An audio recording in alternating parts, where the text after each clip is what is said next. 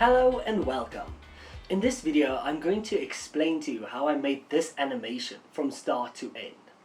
Now, just keep in mind, the process you are going to see in this video isn't necessarily the right way. There are many paths you can take that will lead you to the same result. Now, before I started making the animation, I had a very clear idea of what I wanted to do. I wanted to animate Johnny driving a car on the highway, and then you can see the city in the background. So after the planning phase, it was time to get to work. I headed over to the nearest store and bought a toy car.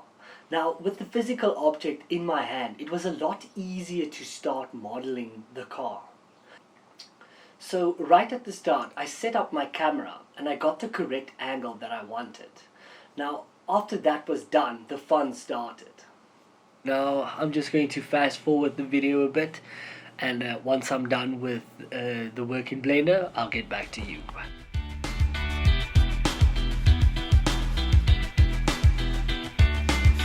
Now that the time has come, it seems I can't let it go. Just when I thought I won. Now, when I was done with the work in Blender, I rendered out the animation into a PNG sequence and imported that into After Effects. Now it was time for Photoshop. So in Photoshop, I dragged in one of the PNG images that I created in Blender, and I created a new layer above it. On this layer, I draw the silhouette of Johnny, and I added some more detail to the car.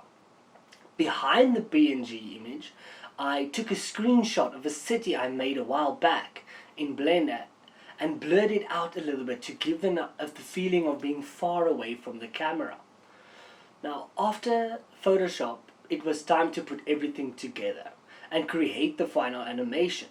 So I took the layers that I made in Photoshop and dragged them into After Effects and placed the drawed layer above the PNG sequence and the city behind the PNG sequence. And there you have it. That's the animation. But now the animation is very short and only a few seconds long. To extend the animation, you could duplicate the layers that the animation repeats itself. But there is a simpler way to do this. By entering this simple line of code, After Effects knows that this layer needs to be repeated, and thus makes your life a lot easier. And there you have it.